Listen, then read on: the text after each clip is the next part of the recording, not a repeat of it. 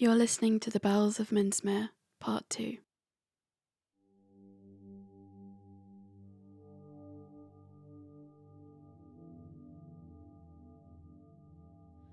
Alice's heart began to beat strangely as the figure raised a hand in greeting. It was Thomas. She half raised a hand back, her astonishment surely visible to him. She slowly walked towards the door, hearing his footsteps mirroring hers outside. It felt like too long before the eventual knock came, each rap of the hand piercing the quiet of the room. She didn't know why, but she didn't open the door. Instead, she leant the weight of her body against it, her forehead touching the cool wood. He didn't knock again, but nor did he walk away. She felt one light thud against the door as if he, too, were now leaning against it.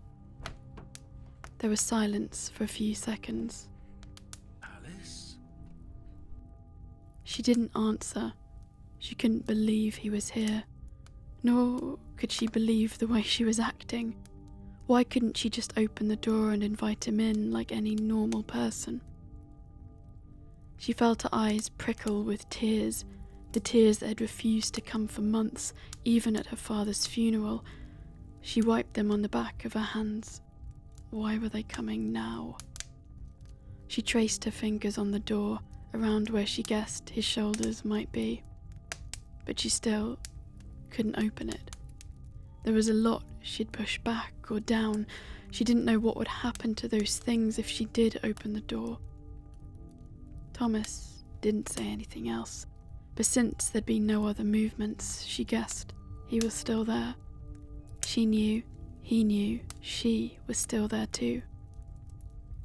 Alice felt all of her senses heightened. The door that had always looked one colour was now, she realised, made up of a multiple of hues, and there were patterns within it she'd never noticed. She traced one of the knots with her finger to the sound of the fire crackling and popping, the loudest it had surely ever been. And the knowledge of their bones practically embracing if not for the oak between them was, despite everything, thrilling. Though she'd had a previous relationship of 3 years, this moment in early December, 2 bodies suspended in silence, was, strangely she realised, one of the most electrifying of her life. She hardly dared to breathe. Why was he here? There was something about the way he'd addressed her that said this wasn't small talk, he'd come here to tell her something. The silence that remained between them had a pulse to it, the sea lapping back and forth in the distance. Alice lost track of time. He may have been there a minute, he may have been there 10, but at last she heard movement and Thomas's footsteps walking away from the door. With each step, she felt a wash of panic, desiring to open the door and yell out to him. But she bit down on her lip, walking back to the arm of the chair and sinking into it, this year's tears all at once finding their inevitable release. She didn't sleep upstairs that night, but placed her coat over her as she lay down next to the fire, pleased for the sight of the glowing embers and, visible through the window, the shining stars outside.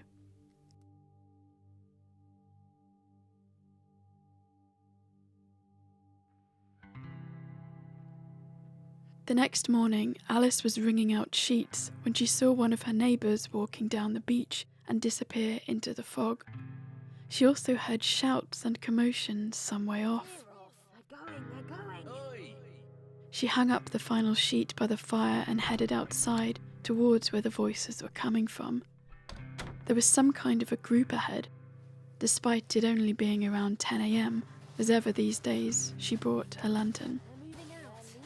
She realised, with some trepidation, she was heading in the direction of the Abbey. She carried on towards the voices and saw a handful of her neighbours surrounding the building. Moving closer through the fog, she saw horse-drawn carts and several of the white cannons throwing objects into them. It's okay. It's not like we could do with any help right now. Sarah Edwards stood looking up at the religious men, her hands firmly on her hips. Alice moved closer to the carts and saw they were almost full with the canon's belongings, including food, clothes, lamps and books. Leaving. The canon's horses had been brought from a neighbouring field, and she now saw around half of the men already sat upon them. Where are you going? Sarah continued to challenge the men, her chin jutting straight out as a cart laden with food began moving past her. The canons continued their business in silence to the protests of the villagers. As several of Alice's neighbours began moving towards them swinging lanterns, the rest of the carts began to move, as did most of the solo riders on horseback.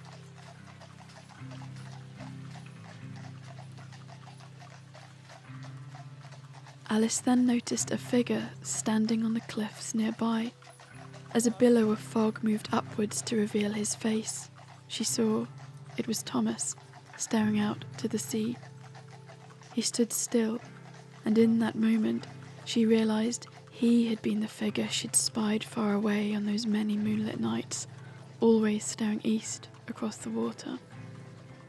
She waved her hand at him, not sure what to do. She saw his eyes flicker before turning sharply and walking towards the horses.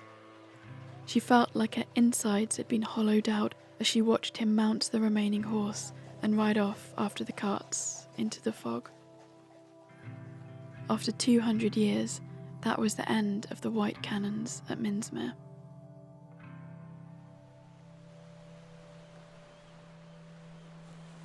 With the canons gone, the mist became thicker over the small village on the east coast. In between laps of the ocean, odd noises that couldn't be identified were now heard coming from the water. Those who fought off the illness only did so to then become ill again. With this, it became hard to shake off a hopelessness that had now settled on the village, denser than the fog. Since word had got out about the supposed spirits on the marsh, their neighbours in Theberton no longer wanted anything to do with the village. They must have brought it on themselves, went the tongues. None of their people would risk their souls walking onto that godless coast anymore. And so, no more deliveries of food came, the villagers forced to look solely to the ocean for their food, a sea that seemed not to want to feed. Something had changed in the village. People seemed to be existing in a type of half-life, a new state that was verging closer to sleep than wakefulness. Alice felt like the edges of her body were being rubbed out. Local talk said perhaps it had been the canons who'd kept the marsh spirits at bay, and now the men had left. Who knew what lay ahead? With no input from the outside world anymore, the odd, the surreal, were no longer so, but became the everyday. The villagers spoke of the deserted religious settlement in increasingly feverish terms, pointing in the direction of the abbey across the beach, the white of their eyes visible. Not for the first time as of late, Alice heard bizarre rumours drifting across the community. This last one concerned the now empty abbey. It was said that, uniquely in the village, no mist surrounded the building anymore. Even on days you couldn't see your own hand in front of your face, the abbey remained completely clear, as if possessing its own type of armour. The abandoned building began to obsess the villagers. Those who weren't bedbound started accumulating around it, hovering nearby, without clear direction like the walking undead. Alice heard a couple of people had even begun sleeping in it, starting up the old fireplace so the chimney smoked for the first time in months.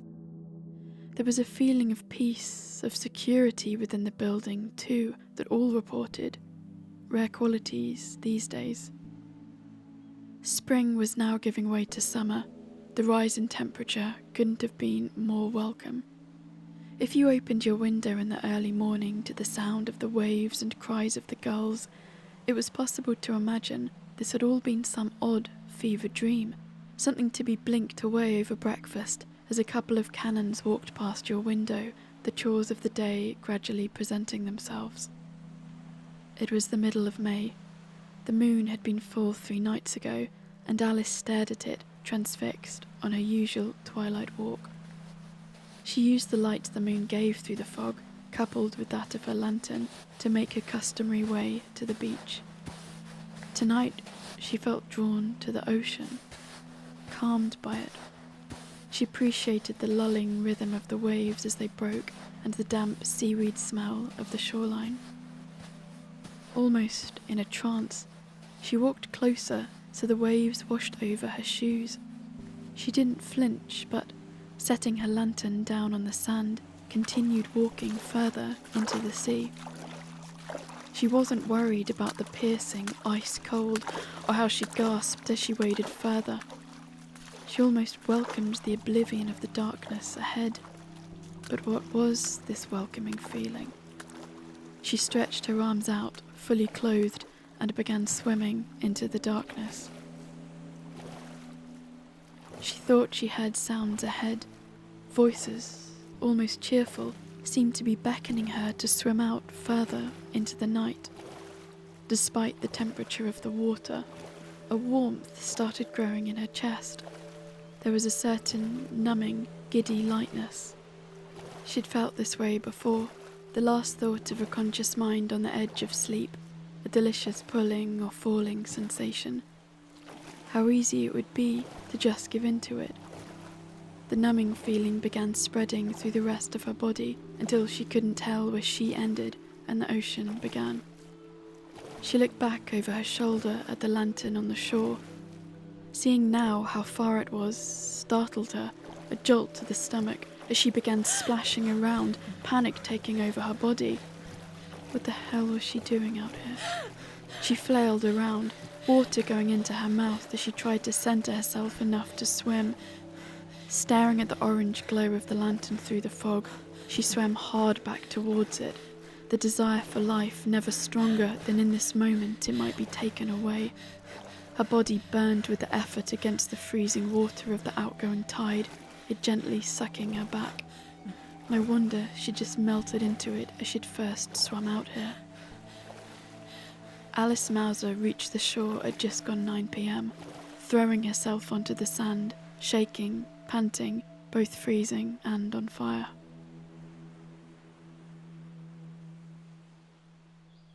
The elder, Roger, who'd previously needed assistance to move much at all, found within himself reserves he, nor anyone else, had seen coming.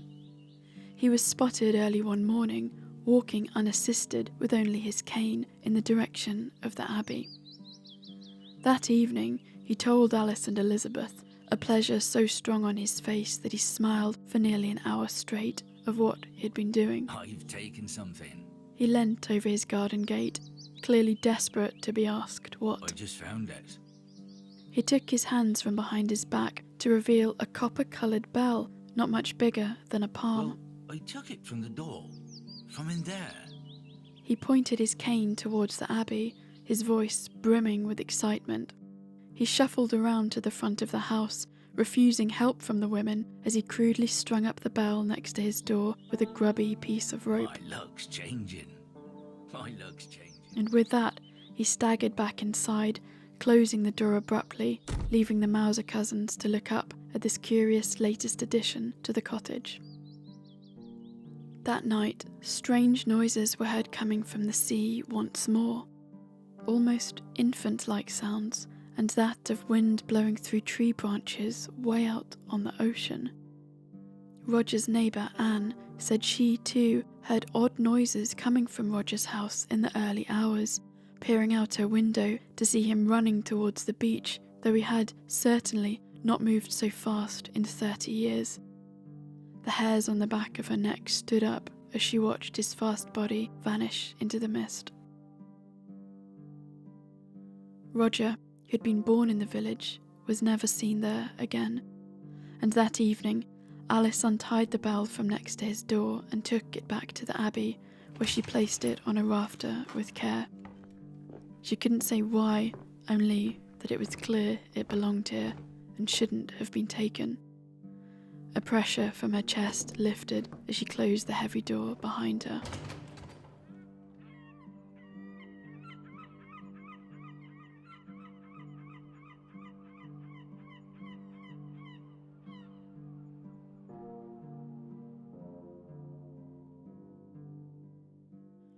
The news of Roger's theft and his consequential disappearance shook the handful of the community that remained. How could they gain the protection that Abbey seemed to possess without harming themselves in the process? Roger had clearly believed the bell would be a type of protective talisman for him, but divorced from the grounds of the Abbey, such, it seemed, was the inverse. The remaining neighbours began meeting at the Abbey each night. Nobody planned it, each compelled to walk to what was now the natural focal point of the village. With the nights lengthening, evenings were spent around the large fireplace, toasting to departed friends and enjoying the conversation that had eluded them in the previous months. They had exited the building at dusk, at which point Elizabeth Mauser had started scrabbling around in the dirt near the door of the Abbey, next to the gorse bushes which were currently in blooms of rich gold. We'll make our own. We'll make our own bells. With this, she pocketed fistfuls of the sandy earth into her coat, her neighbours watching on before they, too, began clawing at the ground. For the next few hours, the neighbours mixed the earth from the Abbey with clay and fashioned them into their own small ornamental bells, which they each hung from their doors. It had been with a strange satisfaction they'd done so, not entirely sure what had driven them to it, but with the direction and focus that united them in their task. Alice sat down with Elizabeth in their cottage later as they met each other's eyes, crinkled in the corners with their smiles. It had felt like a long time since they had looked at each other. As Alice studied her cousin, a guilt pricked at her heart, the way she'd sometimes hoped that Elizabeth simply wouldn't come back, that she'd keep walking dreamily into the distance, never to return. Alice's eyes stung as her cousin stared back at her fiercely. I saw Mum, Alice. I've seen her. With this, Elizabeth cupped her hands around her own cheeks.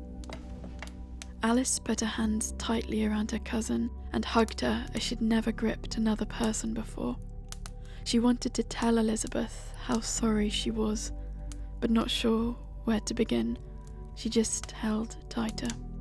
I'm sorry about Thomas, Alice. Alice pulled away from her cousin now, studying her face in the firelight. What? Alice had never said a word to her cousin or anybody about what had, or rather hadn't happened with the cannon. Alice looked at Elizabeth incredulously, her cousin clearly more on the ball than she'd given her credit for. As the Mauser cousins gripped each other's elbows, the night having fully settled in, a sound was heard from outside their door. It was the noise of church bells ringing all over the village. The cousins opened the door, not being able to pinpoint a direction. Sometimes the bells of Theberton could be heard, but this was different. The sound was coming from the homes of the village, from the clay bells they'd made, their ringing even though they had no clappers. The noise surrounded them in an ethereal chorus that had no equivalent. They spied their neighbours emerge from their front doors too, all whirling around in the dusk. After this, the villagers slept the deepest they had in almost a year, colours saturating their once sepia dreams like rays of the sun. They woke with pink in their cheeks and vision brighter, like a milky film had been removed from their eyes. From inside their cottages, the quality of the light seemed different too. Doors were flung open to see a bright June morning, the horizon visible across the sea. The horizon visible across the sea. The fog had cleared, not slightly, but completely. Alice moved stiffly around the cottage, hardly daring it to be true. She brought her hand to the gorse that grew near their front door, dew visibly hanging off the flowers. She'd forgotten what it was to see the details of the landscape, the world recently a place of roughlies and approximations.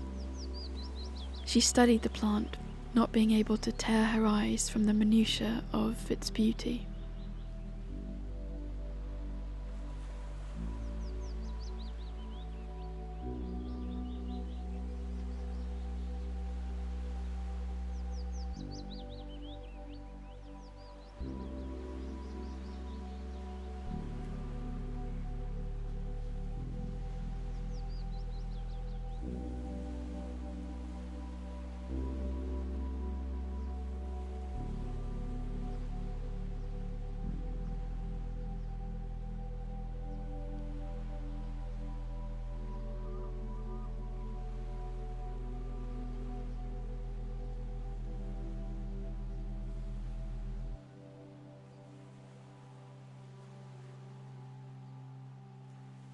In time, due to the encroaching sea, the remaining inhabitants left Minsmere, settling close by in Eastbridge.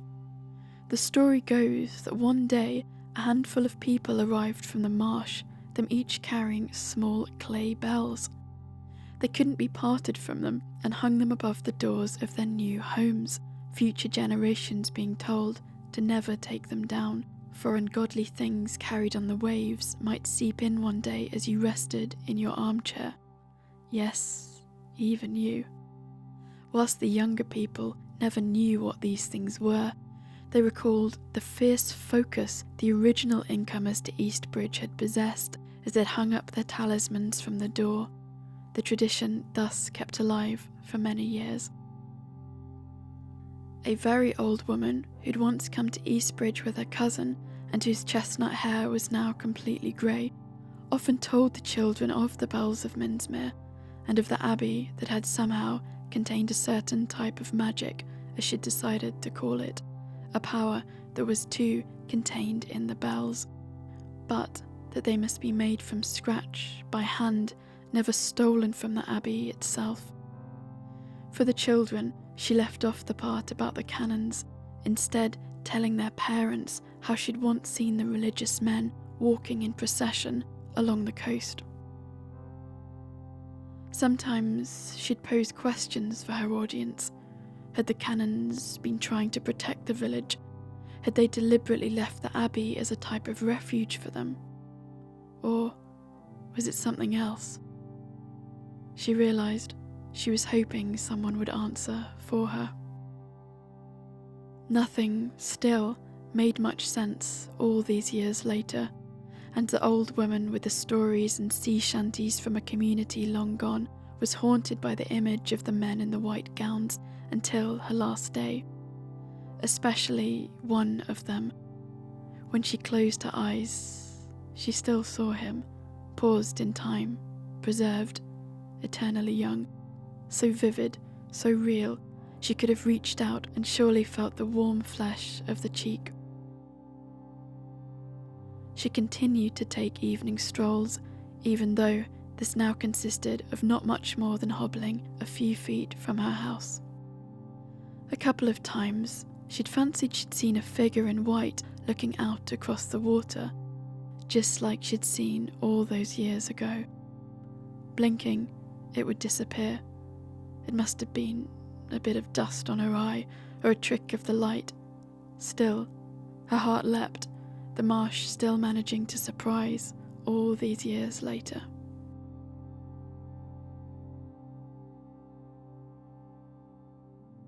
The story of the Bells of Minsmere survived for hundreds of years. In the 1940s, a couple lived on the outskirts of Eastbridge in some of the only remaining woodland of the parish.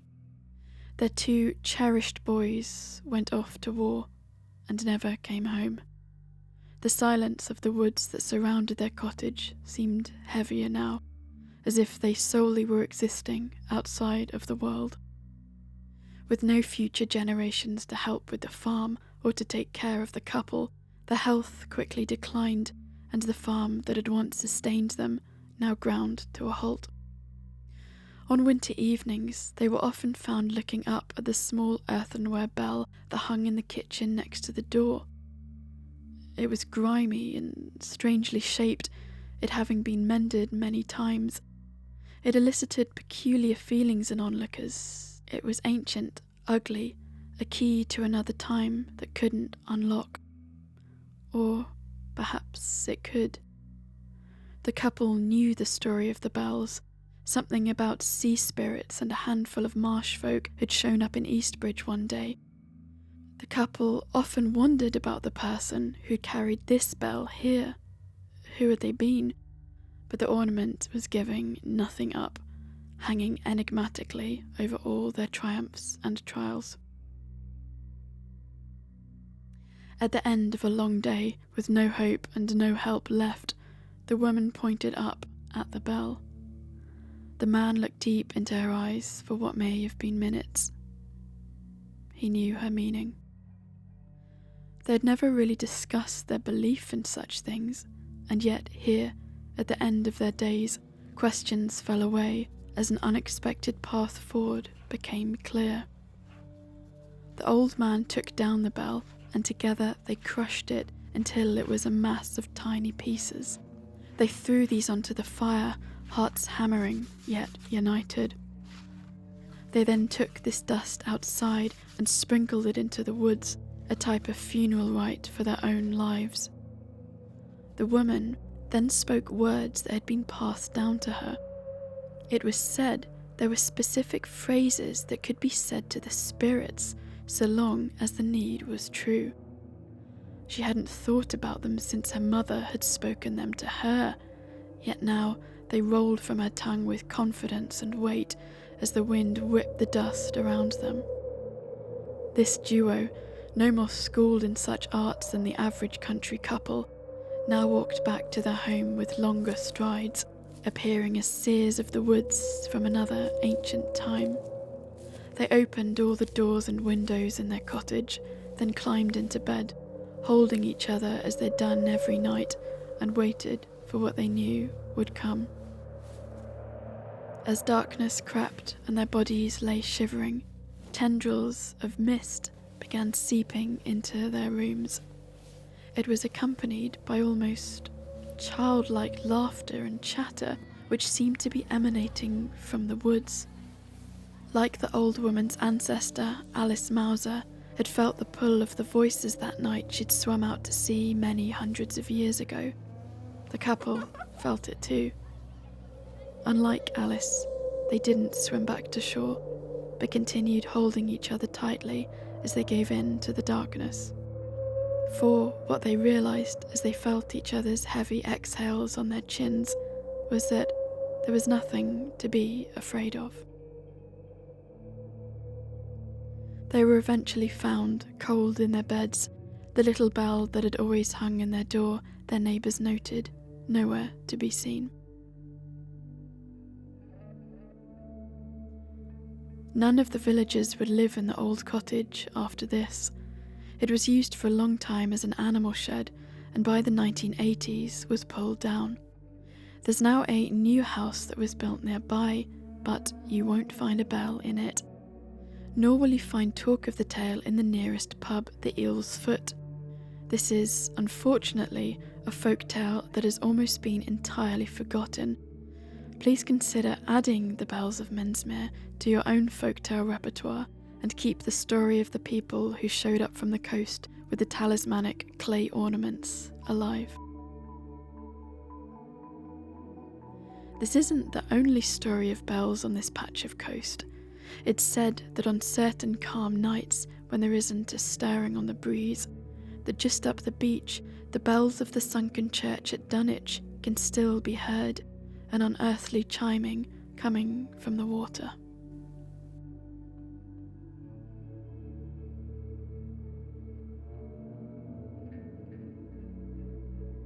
You've been listening to The Bells of Minsmere, Part 2.